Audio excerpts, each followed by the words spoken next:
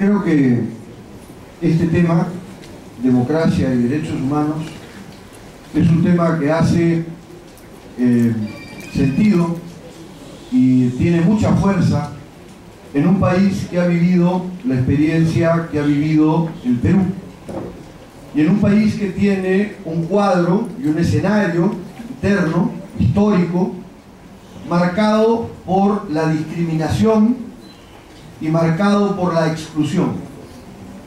El Perú es un país excluyente y es un país que segrega y que margina a importantes sectores. Creo que el Perú es un país plurinacional, un país en el cual convergen diversas nacionalidades, diversos pueblos, con culturas distintas.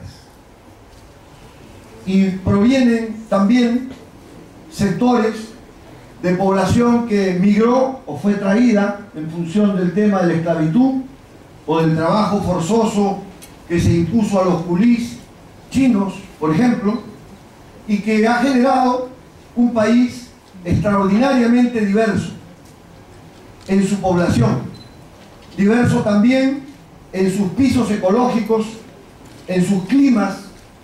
El Perú es en realidad una suerte de gran banco genético de extraordinaria diversidad. Y eso genera una sociedad que está recorrida por la diferencia y la diversidad. Pero la forma de tratar esa diferencia y esa diversidad ha sido permanentemente la exclusión de unos y la opresión de otros sobre la mayoría. Y esto ha provocado a través de la historia numerosos conflictos en el país. El Perú no está recorrido solo por conflictos de clase entre propietarios y no propietarios que venden su fuerza de trabajo. No solo está recorrido por diferencias y contradicciones de género entre hombre y mujer. Los sueldos y salarios de las mujeres desempeñando la misma función que los hombres, está comprobado estadísticamente, son menores. Y las mujeres están sometidas a mecanismos de doble trabajo. Trabajan para mantener la casa y trabajan en la casa para ocuparse de ella. Y este es un mecanismo de desigualdad y de discriminación también evidente. Hay discriminación por raza, por lengua. Este es un país donde hay sectores en los que cholo es un insulto, indio es un insulto, indígena es un insulto. Y este es un país que en ese sentido está profundamente escindido, dividido, y implica por lo tanto un país que no reconoce principios fundamentales de los derechos humanos que son parte de una declaración universal, que tiene que ver con la igualdad, que tiene que ver con la equidad, la igualdad de oportunidades y de derechos, que hoy es una ficción.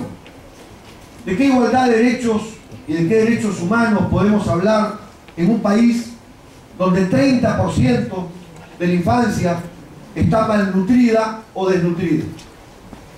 ¿De qué igualdad podemos hablar en un país donde 72 de cada 100 personas que forman parte de la población económicamente activa son informales?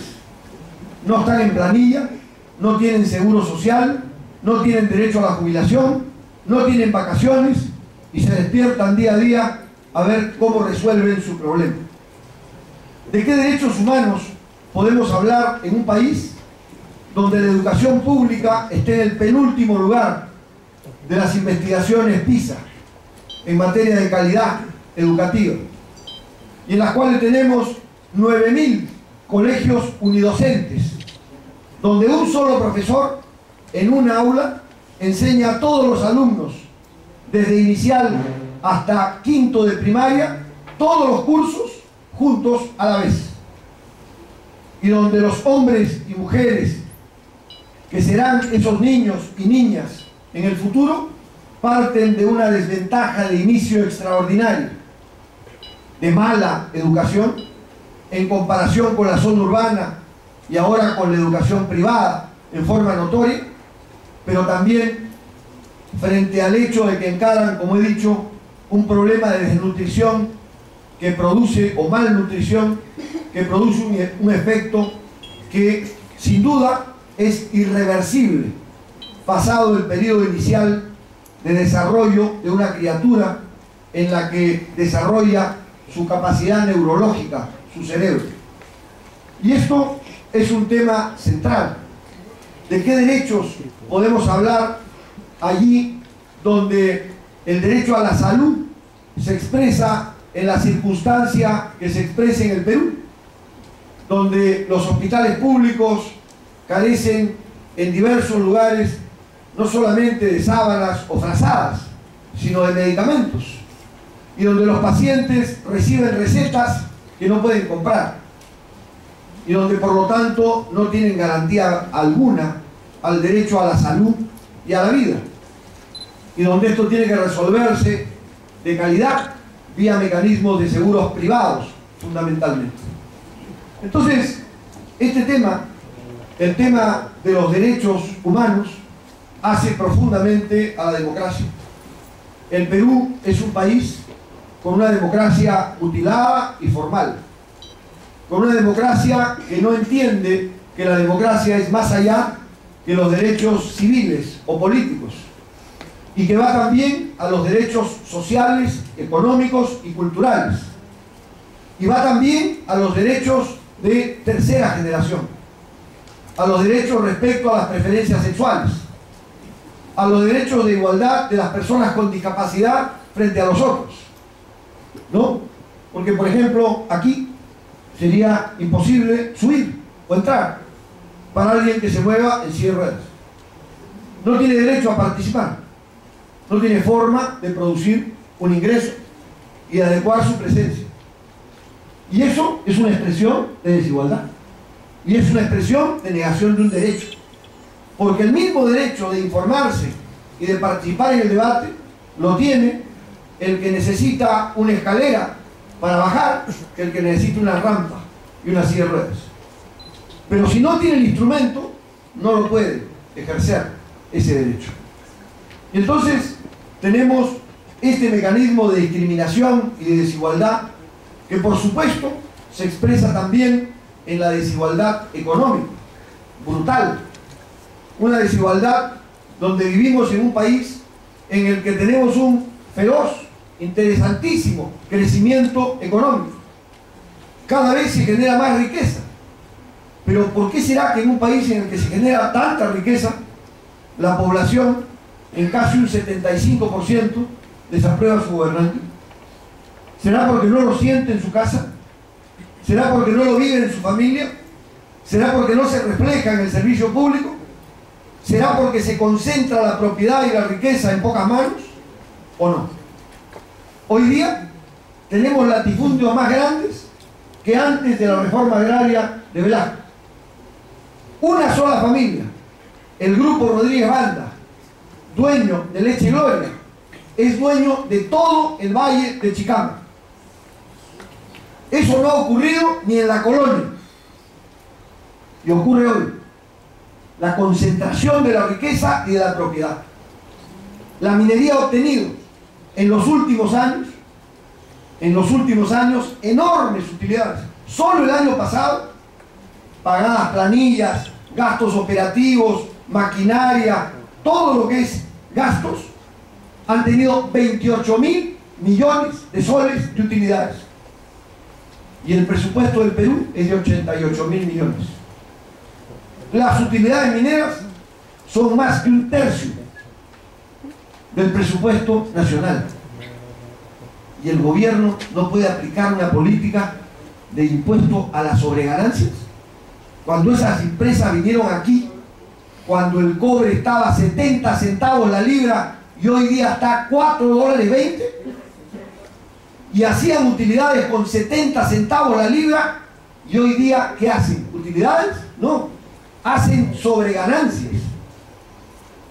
y el país no puede participar con otra porción de la torta de esa riqueza para duplicar el presupuesto de educación, para duplicar el presupuesto de salud, para darle un derecho de jubilación a los mayores de 65 años, que en general han sido informales y no han cotizado a un seguro y llegan a la vejez en condiciones de no tener derecho a tener siquiera una pensión y un seguro de salud.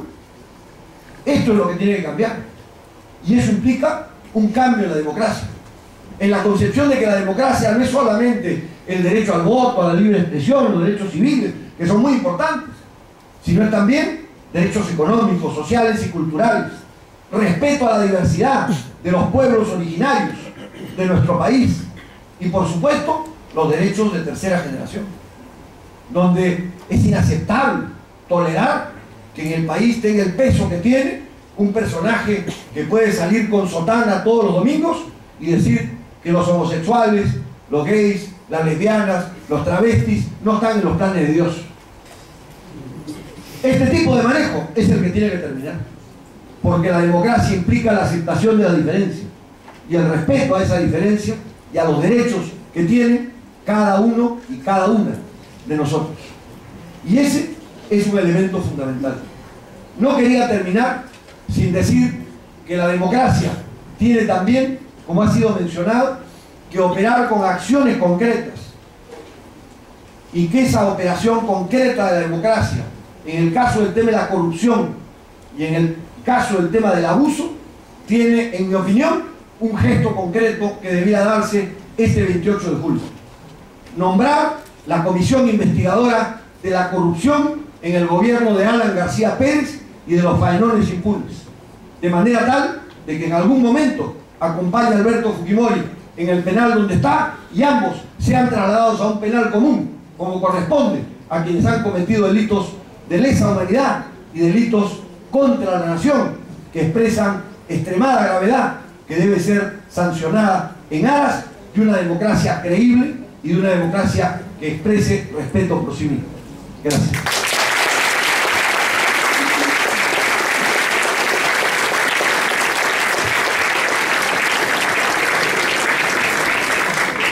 Agradecemos la participación del doctor Javier Díaz Canseco, no sin antes recordarles